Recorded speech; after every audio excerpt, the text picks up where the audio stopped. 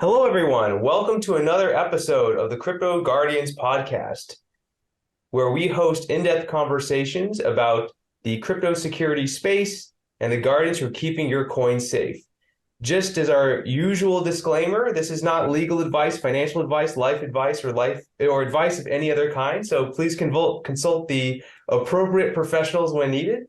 That being said, this week, I'm very pleased to introduce you to Dustin Kirkland, who is an experienced engineer, product manager, and executive, splitting half a career in large caps like IBM, Google, and Goldman Sachs, and the other half in growth mode startups like Canonical, Gazang, and Apex.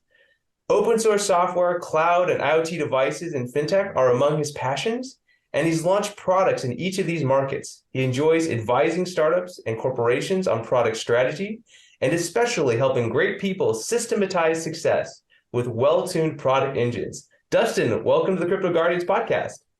Hey, Sai, thrilled to be here.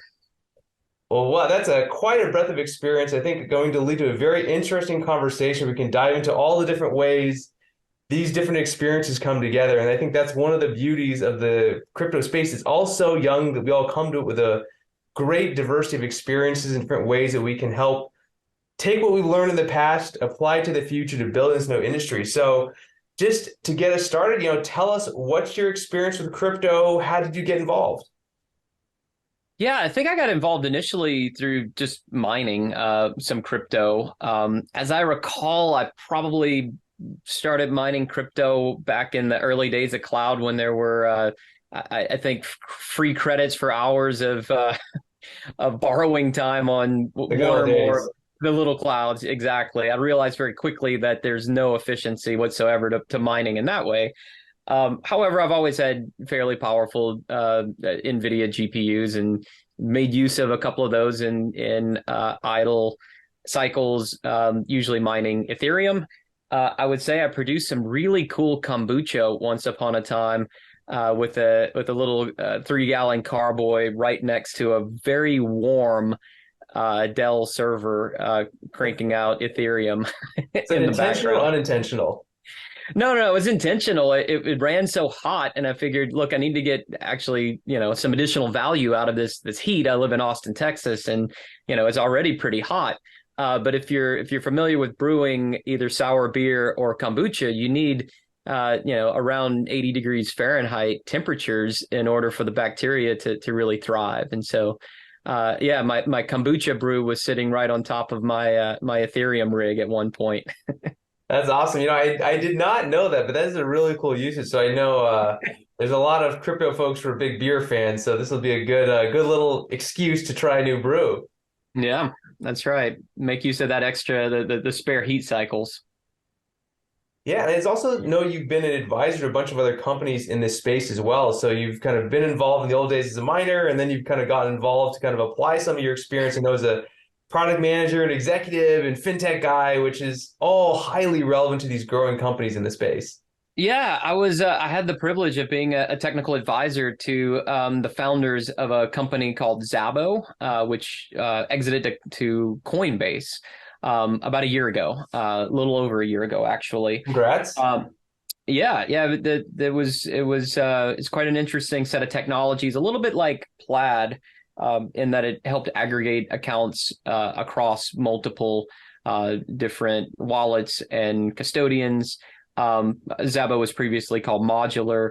The founders, Chris and Alex, they're wonderful guys. And, they were interested in my background around especially open source and product management as they thought about how to monetize this really cool technology that they had built. And so, yeah, it was a lot of fun working with them. And of course, that's all that particular gig is done with a successful exit to Coinbase. Yeah, successfully completed is always the best way to end. And I know you've also had some interesting stories around kind of managing your own crypto. I mean, and I like to tell the story we would love for you to share this story and as a setup, because when I talk to all of our guests, they're all incredibly deep, smart security people to a T, like real experts in the space. And I think generally when I talk to people, no matter where they are in their crypto journey, whether they've been a hodler for over a decade or they started today, we all have insecurities about how we're storing our coins, and we all feel like we don't have the right answer. So I just want to underline that is the case for everyone. But Dustin, I'd love for you to kind of tell your story about that, knowing that it's an audience of experts that all still worry about this, and just to share your story, and we can talk about like ways that also you're thinking about fixing that, and like as an expert how you think about your coin storage moving forward. Yeah, look, I'll lead off with like this is a vulnerable spot for me. This is a story I've not shared publicly ever before. So, the listeners of this podcast, I guess, will hear this like life mistake here first, which as a podcast listener, I'm always drawn a little bit to people sharing some of their vulnerabilities.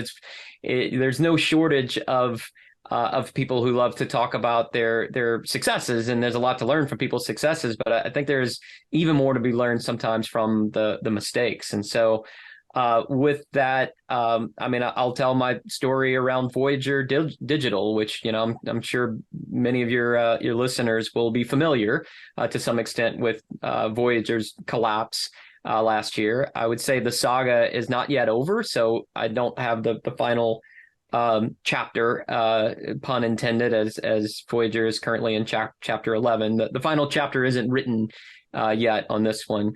But yeah, having mined a couple of Ethereum coins over a few years, and having initially started as out holding those in cold storage, in a private wallet, I did at some point decide to move my crypto to a custodian, much as I certainly had done with, let's say, my photos to Google Photos once upon a time. And, while we keep, a little bit of cash on hand, for the most part, our cash is in a bank. Our stocks are in a brokerage.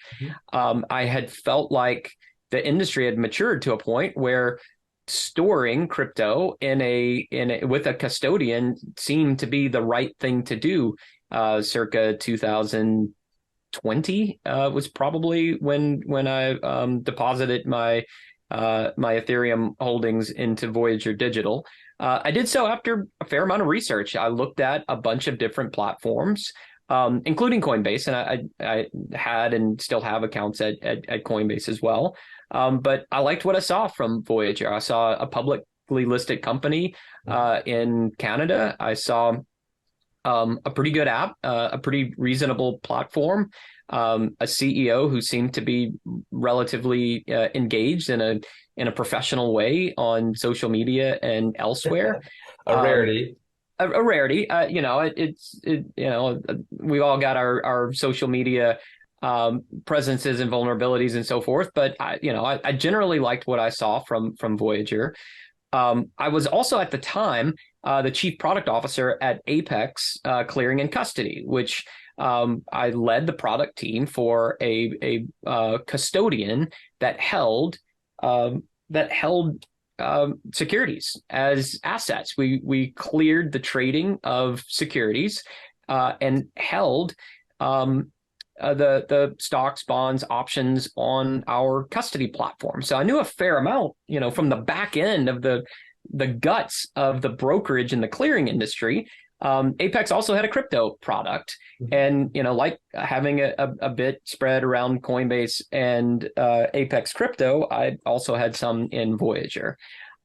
We will fast forward all the way to July 4th weekend. I remember it distinctly. I was on a road trip to Colorado when basically everything blew up. Voyager halting deposits and withdrawals, and that being the beginning of the end, or the end of the end even. And it came just weeks after that same CEO on social media claiming that everything's safe, everything's fine, don't worry about it, which I think in retrospect I've come to learn is one of the harbingers of everything's not fine, everything's not okay. When someone comes out and says that, I'm a little stung. So now what I see, and this is, like you said at the beginning, not advice or anything other than you and I opining. What I see with sort of what happened at Voyager, I see something very different than some of the outright fraud that's happened at and other places. What I see is really poor risk management. Too many assets being loaned out to one single client, that being Three Arrows Capital, and that was a problem, and it was something that on the brokerage side of things, from a product perspective, I worked really closely with our risk department, our fraud department, and I was aware of how that works in a regulated industry. And I think at the end of the day, crypto is unregulated. For all the pros and cons, there's a lot to be said about what regulation does for consumers. And so at this point, just where we're at, it looks like Voyager is in the process of being acquired by Binance US. Some portion of my crypto might be returned to me one day. Unfortunately, I'm in Texas, where my crypto will be delayed by an additional 6 months, it looks like, due to Binance not having a license to operate in Texas, et cetera, et cetera. So the saga is not yet over. I would say, thankfully, two things. One is I did spread my crypto around both cold storage as well as Coinbase and Apex Crypto, and also frankly, a tiny small digit percentage of my net worth tied up in this, which I knew was a risky asset class, and a class that might have outsized rewards in exchange for that risk. Yeah. Well, first of all, Dustin, thank you so much for sharing that story. I really appreciate you sharing. I know it's hard to be vulnerable. And I think it really helps. And we'll see. Look, I've known you for a while, and we'll see the rest of this conversation. You're truly one of the world's experts in these things, and you still are kind of vulnerable to these issues. And so I think it's important to share these because, well, what is everyone else supposed to do, right? What else can we do to stay safe if even the experts in the space are taking it? By the way, I'll also share, not alone. I've certainly lost crypto doing this. I would say majority of people I know in crypto, if not all of them, maybe I just don't know the stories for the last quarter I can't think of, have lost crypto to something. And I think, Dusty, you brought up the two key points I wanted to get out of this, which I think are keys. One is spread it around, spread it through different custody methods. I'll share, I personally use large amounts of money in cold wallets, small amount of monies in secure hot wallets or centralized exchanges, and then really small amounts in my DGen, Chrome-based, extension browser stuff you're putting wallets in. You can really tier it that way. And Dustin, you're really smart in mitigating that risk. And you kind of knew this ahead of time. I think you think this way because you're also a security person. I think we always know that no system is secure, no system is riskless. And so we are constantly even mitigating systemic risk. So I think it's important, by the way, not only for that, but also if people just have regular bank accounts, regular investment accounts. If we think back to the financial crisis, no, it's not crypto related, but same institutional risk happened, same things happen, and you want to spread it around to avoid that institutional risk. The second thing I heard, which again is even more important given how much is that we cannot assume that the regulatory statutes that apply to the traditional financial markets, particularly around custody, where banks are so heavily regulated. I don't even know what it takes to get a banking license these days. I mostly see them transfer between other players. It's that hard to get new approvals. On top of that, if you lose money, there's FDIC insurance. On the investment accounts, there's SBIC insurance. So over time, over 100 years of banking and loan crises in the US, we have learned that we need to protect regular people money. And the federal government has done a great job of building layer upon layer upon layer of defense to defend that. And in crypto, basically none of that exists. And so, it's a point I want to underline for folks. I know we all kind of know this in the back of our heads, but to really understand it, and, as we think about investing our money, because we're not going to stand on the sidelines, we've got to get in the game, but to really think through systemic risk and really think through institutional risk as we make these investments, because inherently everything we have will be new. Everything we have will be much higher risk than a tried and true 100-year-old system. And so how do we handicap that risk? And Dustin, maybe that's the question I'd ask you, because I think the risk management side and spreading around makes a ton of sense. We should all do that.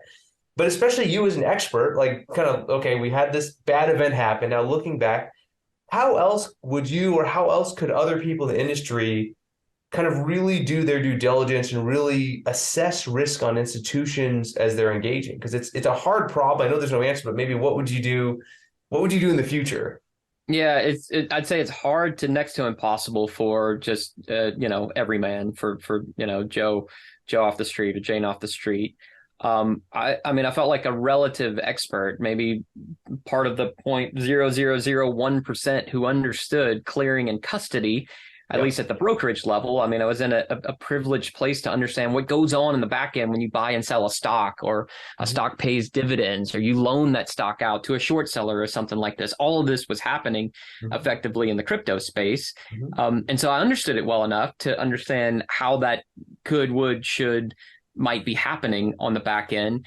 And yet, Voyager collapsed, the FTX, collapsed, Gemini, like just go, the list is, the trail of bodies is getting quite long Yeah, at and, this. and ongoing, to your point, it's ongoing. So this is, by the way, not a finished conversation. This is a conversation everyone listening should look at all of their accounts and really think about right now, how confident are you in that institution? And should I be spreading more of it around? Because I guarantee you more dominoes will fall. That is the one thing we can agree on.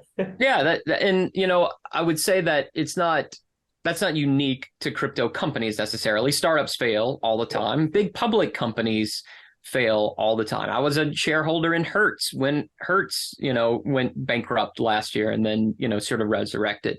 So it's not unusual necessarily. I think to some extent, though, it's really sad, though, how rife with fraud, outright fraud and theft, the crypto industry is in certain places. Mhm. And I think part of that is encouraged by a culture where there aren't regulations that are mature enough, or the regulations don't exist, or there's a lack of healthy respect of existing regulations and how they might apply to a crypto industry, be it money transfer, wires in or out, or fraud management, identity management, and so forth. So your question is how could someone do their due diligence? Mhm. Man, Sai, I mean, I would say it's almost impossible for people to do that over and over and over at the individual level.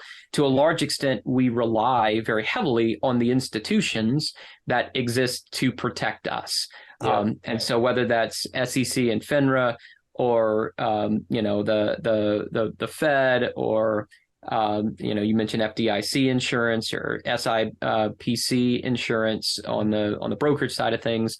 All of these institutions exist so that millions of investors can feel more comfortable and secure that certain institutions have gone through a certification, have obtained a license, they maintain that license, they get punished, they get fined, they get reprimanded when there's a pattern of bad behavior, or receive at least a notice when there's maybe an accidental slip up or something like that. But there's actually some institutions in place. I hate this, I don't want to come off sounding like a regulation zealot by any stretch. There's a lot to love about the openness of the crypto community and the approach to decentralization of finance, DeFi. But at the same time, like, in order for this to work for someone who's not technical, who wants to put they're picking a dollar amount, that's significant to someone. $1,000 for someone's could be really significant. Mhm. They are going to need to stand on the shoulders of others who've done certain due diligence around it.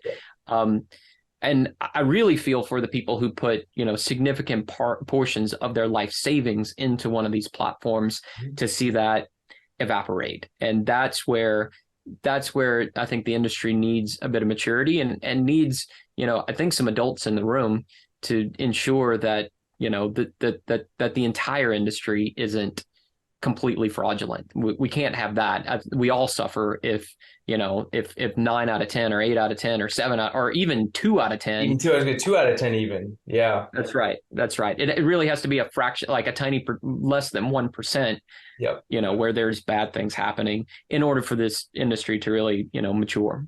Yeah, and I'll double down on that statement. I don't even think that not everyone can be experts. I would say, and I would agree, you are an expert. I think the story is so powerful, and it is impossible for even an expert to do the due diligence. I think even if you spent, which you're not going to, you know, 100 hours a week on this for months, you probably could not have truly uncovered the institutional risk that existed. The reality is it's not just even, one expert, in the government for regulations, we have hundreds of experts who are interfacing with thousands of experts internally in financial institutions who are running compliance teams. Like that is the structure that is required because no human, no matter how smart, and Dustin is I'll tell everyone, like exceptionally smart person, a true expert in finance and technology. If he can't do it, then none of us should even try. It's going to be completely fruitless. And so, but not maybe to end this topic, not without hope, because you still have crypto. I know you said you had it in Coinbase, and some other institutions. Like, what are things to build faith? And, one thing maybe to key this up that I always think about is like, okay, well, Coinbase is regulated to some extent by the US, not in the way a bank is, but there is some regulations. Maybe there's less faith when it's like some other authority you don't understand. Maybe there's differences when it's in a pure custodial account versus an investment account. Like, are there ways that you think about mitigating risk? Again, it's not perfect, but just with the boundaries that or maybe not even by this is not, again, not advice clearly, but maybe speak a little bit about what you've chosen to do, having seen the event moving forward. Yeah, doubling down. I mean, not advice by any stretch. I am a shareholder of Coinbase stock, in part through that Xabo acquisition. And I now look at that as part of my crypto portfolio. It's not holding crypto itself, but it's holding COIN, the stock exchange listed public stock. Yep. With that comes SEC and FINRA oversight of, both the FINRA for the brokerage services, SEC for Coinbase corporate itself. Mm-hmm. And with that, you get Schedule Ks and Qs. Again, it's not for everyone to read, but if you want to, or you have the wherewithal, you can also look at that through a Yahoo Finance or Google Finance or something like that. Mm-hmm. I think that's one way to, add crypto to your portfolio is by holding a public stock. There's a couple of ETFs that exchange traded funds. Again, those trade like stocks. There's a couple of those that you can invest in or around the crypto industry. To a large extent, I feel a little bit safer there than storing a wallet with one of the custodians. In that's a traditional stock, that's a stock, that's an equity. And so that's one way to get some exposure, and then hold that in your pick an account, Fidelity or your favorite brokerage or something, Robinhood or whatever that might be. I will tell you that it also this whole experience has made me also very interested in spreading around my different asset. As much as I would love to have all of my assets in the same brokerage, it's just easier. It's easier and it's beautiful to look at one screen that shows everything. Yeah. But I've actually got my 401k separate from my retail, most of my retail brokerage, which is separate from, my cash accounts. And so, it's kind of a mess having 3 different bank accounts and multiple, custodians to deal with. But like the fact that Voyager disappeared quite unexpectedly, or my assets became locked up quite unexpectedly. It wasn't a like lifestyle threatening event to me by any stretch. But that it would be a lifestyle threatening event if, all of my cash and all of my brokerage suddenly became not yours anymore or not mine anymore. That would be a problem. And, while I think, all the regulation that we talked about helps ensure that is far less likely to occur. At least once in our lifetime, the 2000, not long ago either, right? Not crisis. Long ago. Yep. Yeah. The entire banking industry's future was at stake, and it took a multi-billion-dollar bailout by the federal government to keep our entire banking system from collapsing. And, if you've read the books and you've watched the movies about it, we were maybe mere days or weeks from there being an actual run on the bank. And there just not being enough money to give back to shareholders. And so the government had to step in and shore that up. So like, you know, the banking industry isn't immune to it either. Hopefully it'll never happen again, but it happened. Like it almost happened once, Yeah, right I there. almost guarantee you, I'll go on a limb. I almost guarantee that will happen again. Like we have, if you look across 100 years, we see at least like two or three major banking crises. And I'll share with everyone, and this is true for crypto as well. Inevitably, there is regulation, there is a status quo. Then a new instrument is introduced that is very useful, such as credit default swaps. Mm-hmm. And then that instrument gets abused because it's not regulated properly because it's new, yep, which causes, at some of them will cause cataclysms, and then we'll regulate it until the next new instrument is invented. This is the story of economic evolution, humans trading in money. If you go all the way back to puka shells, you saw the same thing evolve. So just for the audience, like, listen, he Dustin's words, this is an inevitability. This will happen again across all financial markets, all assets. So please, please, please diversify. By the way, I also do exactly the same thing, so I'll double down on that. And full disclosure, I'm also a Coinbase holder. I will also recommend, in addition to learning about the crypto market, I would say their letter to the shareholders, their additional presentation materials are absolutely required reading for anybody in the crypto space. Whether you think CeFi is great or doomed, they're big enough you can't ignore them, and they're smart enough you can't ignore them. Like, please, please, please read their stuff. It is fascinating on a number of levels, all the way from what is happening in their business in terms of transactions and custody, all the way to where they see the future. We think about the last, couple. Brian has been very outspoken on the importance of DeFi. He's made huge bets in DeFi that, by the way, run counter to the core business of Coinbase. Like that, to me, is fascinating. And so maybe with that being said, Dustin, let's switch gears a little bit to go from custody to thinking about DeFi. And I'm, especially interested to hear your perspective as an open source leader, because I see, if we think about, my first job was at Microsoft, and that's maybe the old CeFi version of the day. And as the internet became open and freer and software became open and freer, more people were building and building and building. That monolithic approach to software really went away. And now you have GitHub and you've got these repos everywhere and NPM, and just software is just in the ether, no pun intended, where it's just everywhere at everyone's fingertips and everyone's trading stuff. And it's really completely modularized and it comes from everywhere. I think in crypto, we started from the same centralized approach. And as we're seeing, quickly moving towards a decentralized DeFi approach. But I don't know, Dustin, love to hear just your initial perspective on like what you see in the DeFi space. And then let's dig into like the parallels between DeFi and open source, because I think those are two great ways we can observe history to predict what will happen in the future. Yeah, I think that's wise. So there's quite a few parallels, and I think my long standing background in open source in part drew me in toward crypto and the sort of the semi early days of crypto. I think it really starts with the decentralization of power and control, which was very much at the heart of Bitcoin, Ether. Even going back to like Cryptonomicon, it's really about it's really all about like taking power out of a central source and distributing it. And that there's a lot of, I'm glad you brought up Microsoft. I wouldn't have brought it up, but I think, and that's old Microsoft, not new Microsoft. Absolutely. That's, now it was GitHub. Right. Not open source friendly Microsoft, but when I started my career in 99, 2000, I was working on Linux at IBM. Microsoft was, the antithesis of Linux and open source. These were the late Gates and the Ballmer era. And Microsoft was monolithic. It was very closed. It was very centralized. You could only do things the way Microsoft allowed you to do things, in a lot of ways, you can even look at Apple to some extent as that. Even today, it's a very closed ecosystem. And, I think Apple's a good example of, to some extent, the beauty and elegance of a closed ecosystem, what's possible.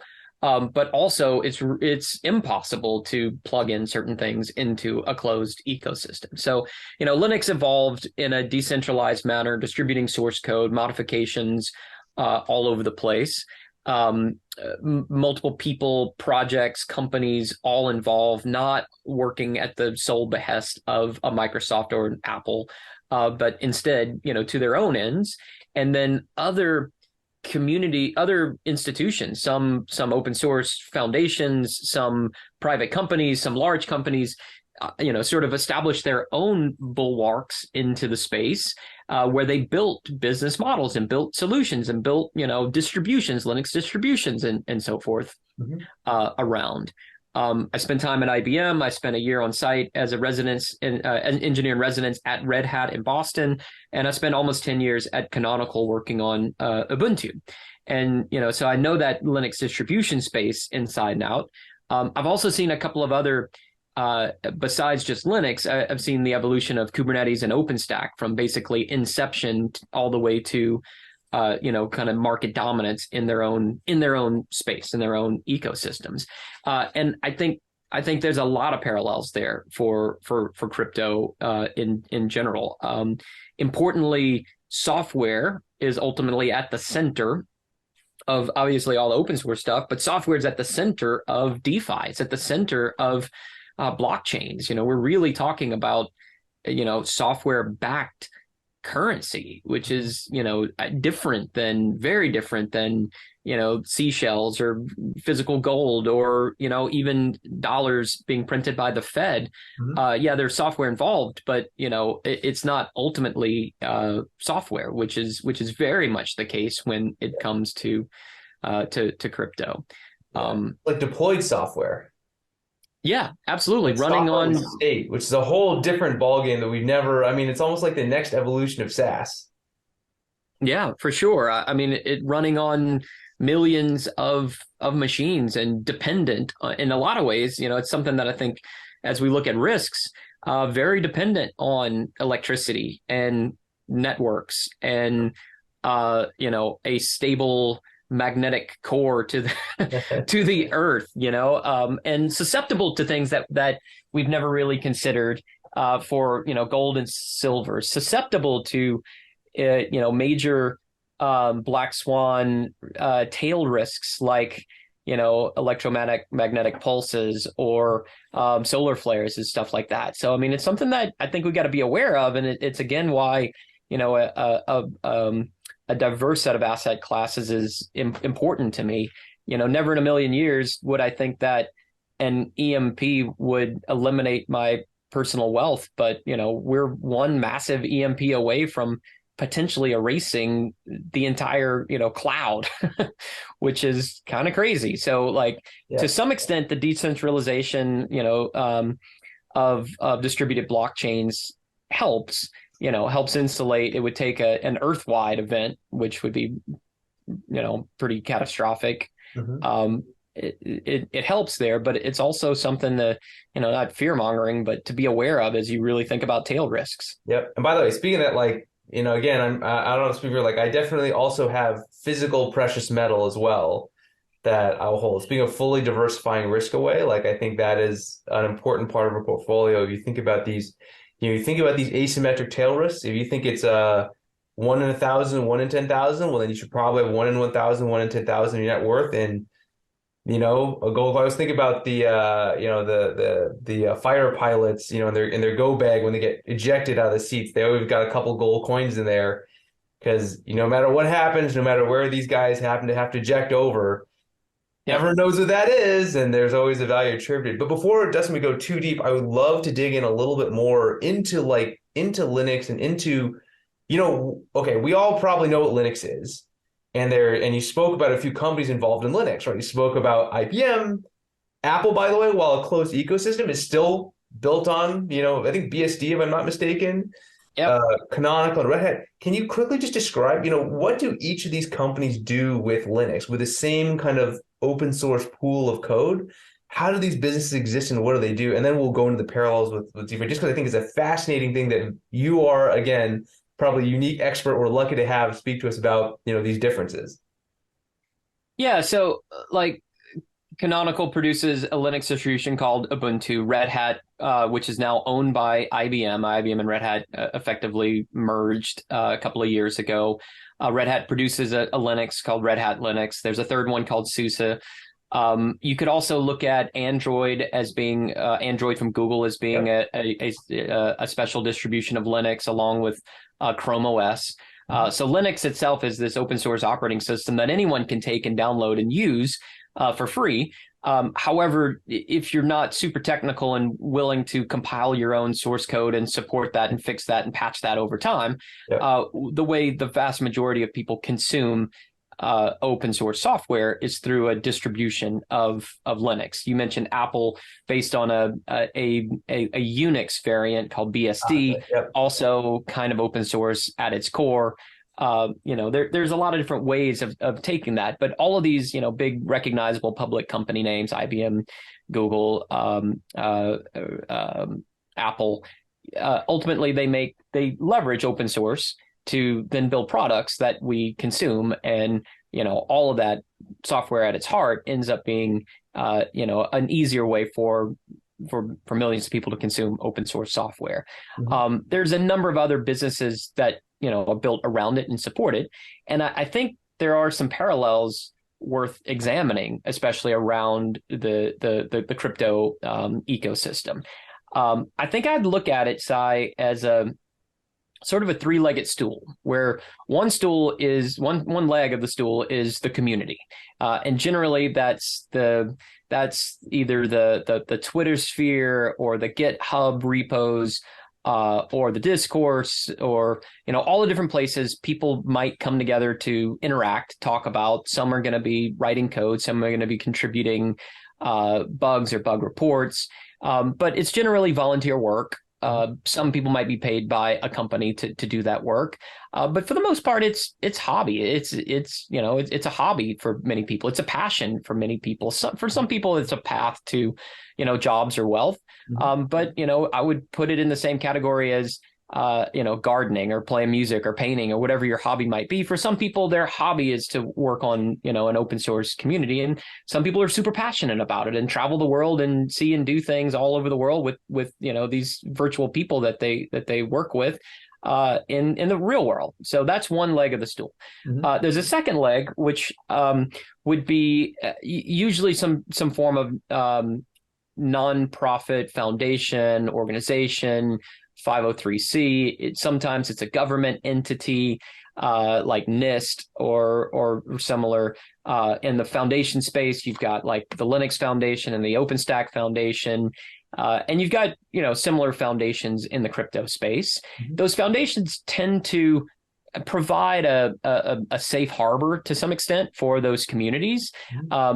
To some extent, they safeguard and provide some shelter from individual companies completely owning, from the CeFi, completely centralizing and owning an entire ecosystem, and it becoming as closed as, the Apple analogy that we mentioned a few minutes ago. So foundations usually have a place in and around open source, and we certainly see that in the Linux, Kubernetes, OpenStack, and other communities. And I think we see that in crypto as well. And then the third leg of the stool would be commercial enterprise. So typically private or in some cases public companies, and how they are involved. And in the open source world, the big players are, we mentioned IBM and Red Hat, of course, Canonical, Google, Microsoft now, Amazon, Oracle. I mean, name a company today, and they've almost inevitably have an open source department somewhere, to some extent contributing to open source, to another extent ensuring that the letter of the law from a copyright and licensing perspective is being followed, honestly and adroitly. But across the board, enterprise is involved in open source. Now, some of those exist almost exclusively to serve in and around that open source community, and have products built almost entirely for, with, or by that open source software. And to an extent, I think you've got something similar in the crypto world with some pretty significant companies being involved. And we've mentioned Coinbase a number of times here, and I think they're one of the major players. But others abound as well. Some more on the blockchain space, some more on the crypto brokerage, trading, custody space. Maybe some others on digital assets, NFTs, and so forth. And some interesting startups doing unique things around just applying blockchain to old school problems, be it shipping containers or real estate titles and so forth. But those I think there are those three analogies are quite appropriate to compare from open source to crypto. They exist a little bit in tension maybe, but I think it's a healthy tension, and I think you kind of need all three to serve what would be ultimately the fourth leg of the stool, or maybe more appropriately the person who sits on the stool, which is you and I and the retail customer, the end user, the client. We need all three of those, I think, to support our weight. And that's how I would sketch it out.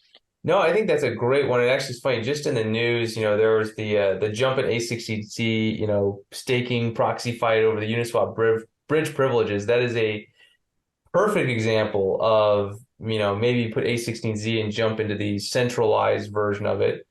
They're the hobbyists, the true stakers who've kind of been participating in in this protocol. And then there's kind of these organizations in the middle, like some of the blockchain clubs that are like trying to mediate in the middle. So I love that legs of the stool analogy, because I think we're seeing exactly the same thing form up.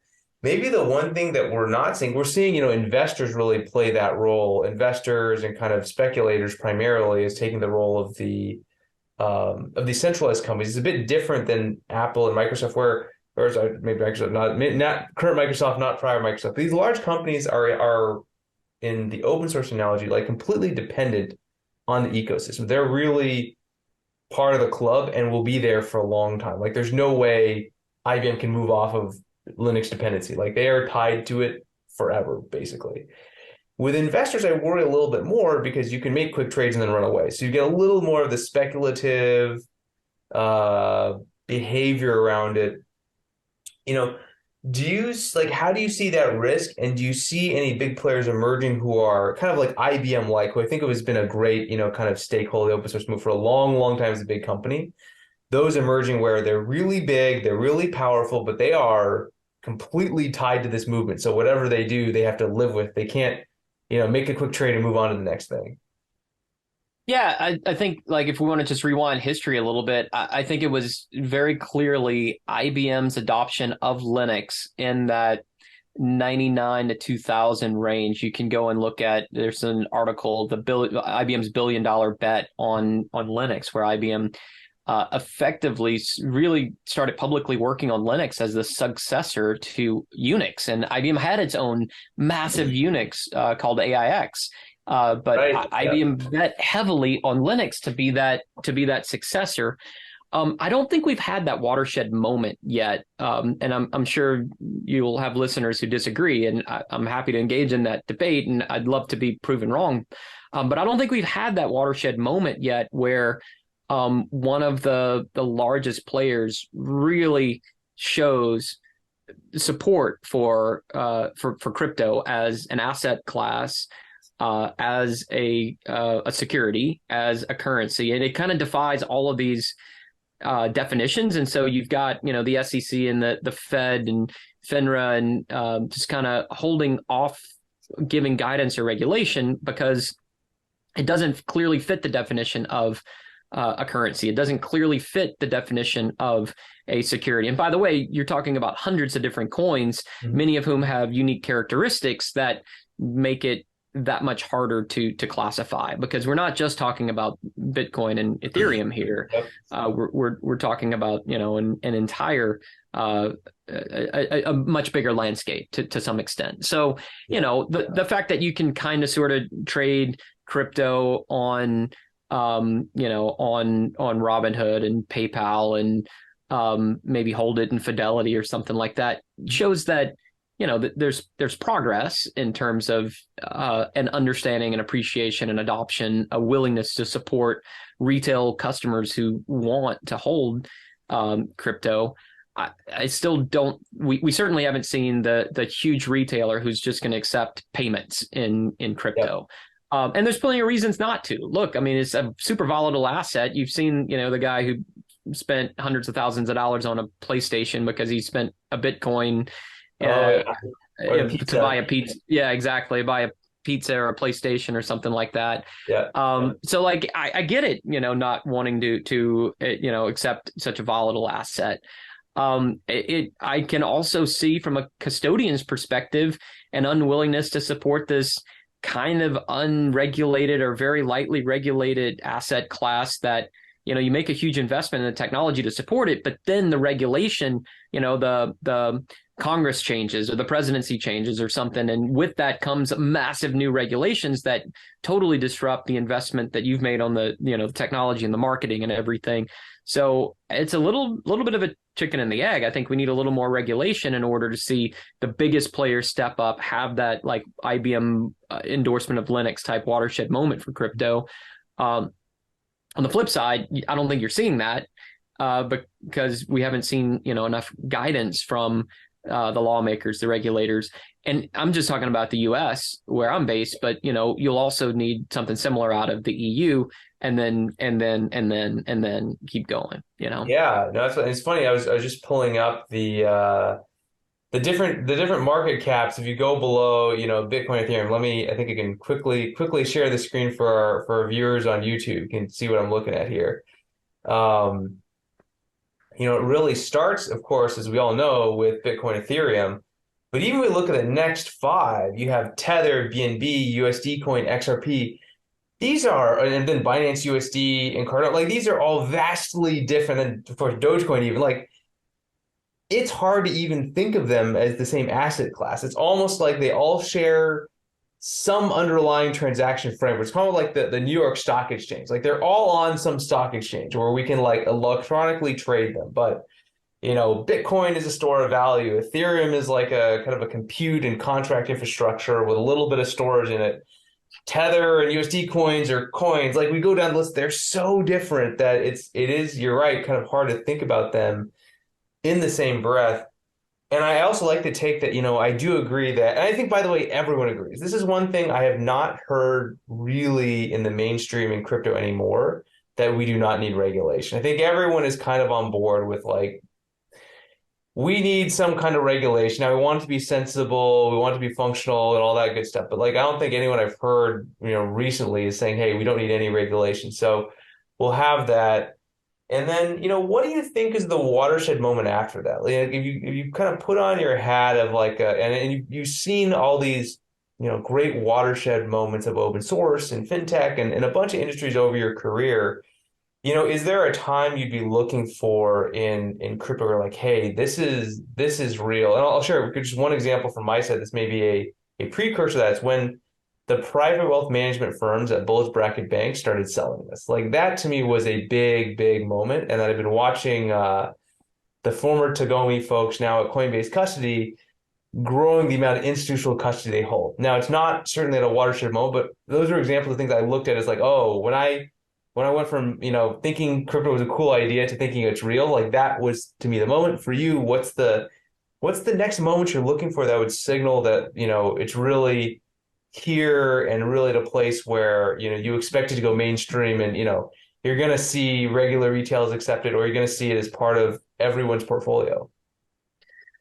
Yeah, it's a good one. I don't have a crystal ball, obviously. Of course. I think it could be any one of a number of things. I think the most likely is that somehow, some way, the U.S. launches its own, blockchain based Mhm. thing. I don't even want to call it a currency or a coin or a token. I don't even know, but something backed by the full faith of the U.S. government, I think would be the watershed moment. And there UST. with that. Like the U.S. Treasury coin, UST. Sure, yeah. I mean, T-bills or something. I mean that the Fed, it's quite interesting to see the Fed window open and money get added or removed from the entire economic system. You can imagine that being on a blockchain. Well, as a technologist, I would just imagine that would be on a blockchain one day, right? Yep. But I think that would be the big one, honestly. On the smaller scale side of things, more companies accepting crypto as payment. But with that comes a ton of problems, Si. I mean, you instantly, and I know this from the brokerage side of things, you now have a transaction that you've got to record and send to the IRS that you bought and sold that Bitcoin or that ETH that you paid for that cup of coffee at. And so there are tax implications on, paying for dinner with cryptocurrency. So, another watershed moment would be some form of IRS recognition, better recognition of crypto transactions. So I would say tax regulation around crypto could be another one. The private wealth management asset class, I think, is interesting. Where if we get to a point where it's well documented. I mean, there are cases, and you've mentioned a couple, but certainly at a certain wealth level, you're expected to have some money in cash and some money in equities and some money in real estate and some money in help me out here, like VC and PE funds and some money in crypto, and like having everyone knows the 60-40 stock bond portfolio, like what's the right portfolio for the long run? Like, where does crypto belong? Is it 2%? Is it 5%? Is it 10%? Some of your listeners are saying 90% or 100%. I'm not there yet, but like, what's that London School of Economics research paper going to say one day? That what was the right answer for crypto? Maybe looking back, and I think we'll need 10 or 20 or 30 years before that becomes statistically interesting. And then, as you mentioned ETH as sort of almost a software platform. I think that's the other big watershed moment, is where could be just even broader generalized applications written for the blockchain. Ideally, the next time I buy or sell a property, a house or some land, if I could skip the enormous title cost for basically, I don't know, what, somewhere in the stack of notebooks back here, I own a couple of properties, and there's this like binder of ancient faxed copies of that title going back to like the 1800s of handwritten, like, this is the property, the title to the property I own in Texas. And if I sell that property, someone else is going to have to pay title insurance, which is then going to take a photocopy of that binder and verify it and send it to the next person. And that, to me, it's a blockchain. To me, that's a blockchain transaction, And so seeing things like title insurance, and other things being transferred to a blockchain where that becomes part of our everyday life, I think that could be really interesting. Yeah, absolutely. It's kind of that law as code concept. I think that's a fascinating one. And one I'm also very excited. I think we're a long way off from that one because of the challenges. But a couple of things for folks to think about too are the transferability, because as even between Texas and California, where we're both at, the laws are different. Same country, the laws are different. Walk across the border to Mexico or Canada, they're different again. That's really challenging. Law as code can be consistent. The other great thing is it really reduces litigation risk. And we've seen this as a good and bad, with a lot of DeFi players have blown up because people have found ways to stretch and break contract and economic systems that are built. But there's no real intervention because for better or for worse right now, the code is the law. So you reduce a couple things. One is the average legal cost, which I'm sure in those legal properties you spent a hefty sum on. The second, which I'm even more interested in, is the asymmetry between powerful or rich and non-powerful people. So if I've got $100 million and I'm up against someone with $100,000 in a legal dispute, the table is tilted 9-1 in my favor. I can probably bleed that person out before they can even react or get to a fair verdict. That is a real problem as well. So I love those concepts. One other thing I was kind of looking at, your comment on the IRS really reminded me. Barclays produced a study we'll put in the notes. they think there's as much as $50 billion in tax revenue from crypto. And I think that's also been, while painful for all of us individual holders to think about and deal with, it is a powerful way and motivation for the US government to really care about this. Because if they said, hey, we're going to regulate crypto away, now there's a 50, probably going on $100 billion revenue stream to the US Treasury that will disappear. And I tell you what, politicians tend not to like that. They always want to find a way to get more tax revenue. It's the way we pay for stuff, the way they reward their constituents. So I really thought those were interesting points and what's to dig into. And so we think about the spectrum, though. As we think about the market becoming more decentralized, and we think about this story being like open source. We go from these very large centralized players to this constellation of decentralized players. What does that mean for security? Microsoft, for better or for worse, with all the patching, they were absolutely accountable for Windows Update. That's a huge product. There's thousands of people. Red Hat exists to do this on top of an open source platform. How do you see this evolving for users as they think about using DeFi services for utility, for finance, for anything else? Like how do you think the current security landscape has evolved, and where do you see it going in that switch between high centralization and then high decentralization? Yeah, so let's start with the centralization. I think the sob story that I opened with. I won't say losing my investment at Voyager, but losing a chunk of it, and I'm still locked up, right? I still Not can't yet, fingers crossed, right? Yeah, fingers crossed, still illiquid. I think we all need to think long and hard again about the possession of the wallet itself. And even wallet technologies could yet still improve. We could get to a point where wallet technology is a little more user friendly. It's maintains its security, key escrow, and so forth. So I think, first of all, let's start there and just say the security, the possession of the wallet itself. I think you've got to think about both aspects of the security, both security of bad actors, meaning hackers getting into your physical device or your system or your custodian, but also the long song we've sang already around just regulation and ensuring that the actors running the damn company are not acting out of fraud and malevolence, which we've now seen. Not just once, not just twice, but over and over and over again. It's pure greed. I don't even think malevolence kind of attributes something inhuman to it. I think it's very human. Where if you put someone in the room with a bag of money, like we all like to think we're saints, but I'll tell you from observing life, we're not. It is almost systemically guaranteed to break. I'll keep coming back to that. Like we are guaranteed to see greed win over and over and over again in human history. So that's like a constant, not a risk. Yeah. Now you're right. I mean, greed is a survival tactic at its base. It's part of that. It's just part of that lizard part of our brain that we'll never get rid of. We've managed to adopt an ethical code and a moral code that makes greed a bad thing, thankfully, and it lets us live better with one another. But when it comes to like all in on oneself, greed.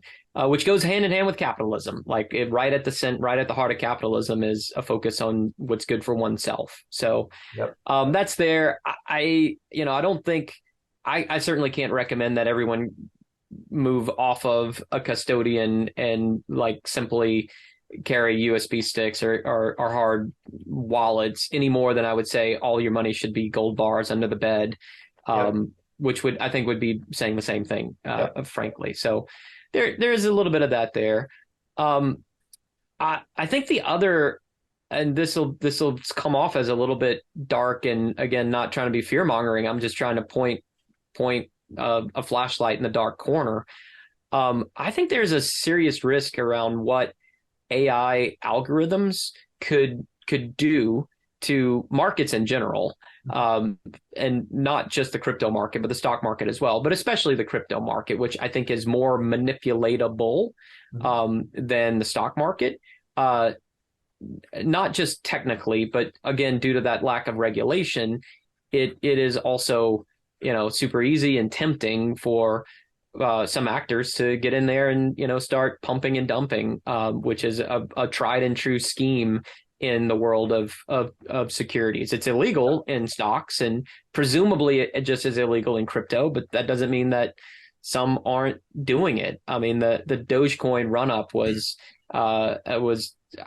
just such a ridiculous joke. And I mean, I think we all kind of knew what was going to happen, Yep. right? But it was literally a joke. The author of it has said explicitly, like, this was a joke that then, to your point, speculators have run with. But I think that's absolutely what I think about. And then one other thing I want to share just with the audience again is this is a great concept I think about a lot when we talk about fraud. We talk about the concept of malevolence and just human intent. One thing I learned, this is one of the great takeaways from business school, is like, it's not about being good and bad people. We all try and be good people, but the reality is fraud oftentimes boils down to pressure. So is there incentive or a need to create, fraud? If we think about, like the Bernie Madoff story, he was actually running a failed company that he needed to fund. That's where that fraud came from. If you think about FTX, Yep. they made some bad bets they were trying to cover. That's where that pressure came from. It wasn't like they went out, well, I won't speak of it, but like, I don't know if they went out day one to say, hey, I want to commit a giant fraud. I think they Yeah. made some giant mistakes they were covering in a fraudulent way. Two is rationalization. So it's like, okay, how can I rationalize this? How can I pretend like I'm doing a good thing for the good of the world when in fact that I'm not? This is where I think our moral compass comes in. But look, people have different perspectives on this, and your own survival will come into play when you see your career, your family's future, your whole net worth tied up in it. That rationalization happens very quickly, more so in a space like crypto, where there's also a largely kind of anonymous owner base, not maybe pseudonymous is a better way. So you're not thinking about, like a pension fund, like I am harming the teachers of this state, where there's a real face to put on. It's like, no, there's just a bunch of people in crypto out there. Who are those people, right? So there's a rationalization. And lastly, it's the opportunity, the knowledge and ability to carry out fraud. And with that comes kind of the observation. So when I think about DeFi, just kind of this topic, which I think is a fascinating one, I mean, we kind of have to accept that the pressure and rationalization are there. The pressure will come from volatility and lack of regulation and risk controls that lead people to not take too much risk. So people will take too much risk and get into trouble.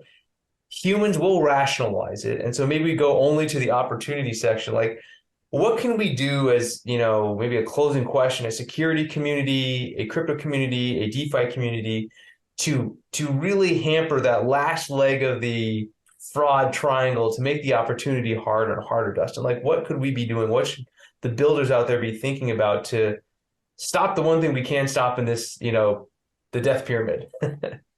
Yeah, it's such a hard thing, but I think it's a matter of just being a little bit smart, wary, not worried necessarily, but aware of the risks, document those. I would say,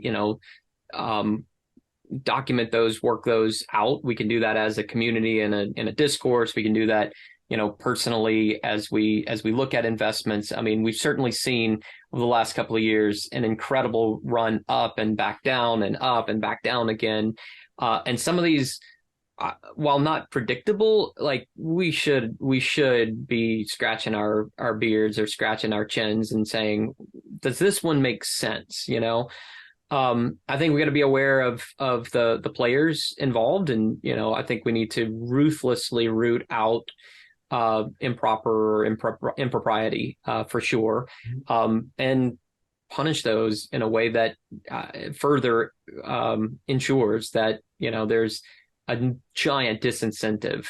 The idea of white collar crimes being something that gets swept under the rug, as we have over and over and over again, I think continues to be a problem. And the idea that some of the latest fraudsters are gonna get off on a technicality or some sort of minor mishap. Meanwhile, grandma has lost her entire life savings, or the teacher's fund has lost their entire savings is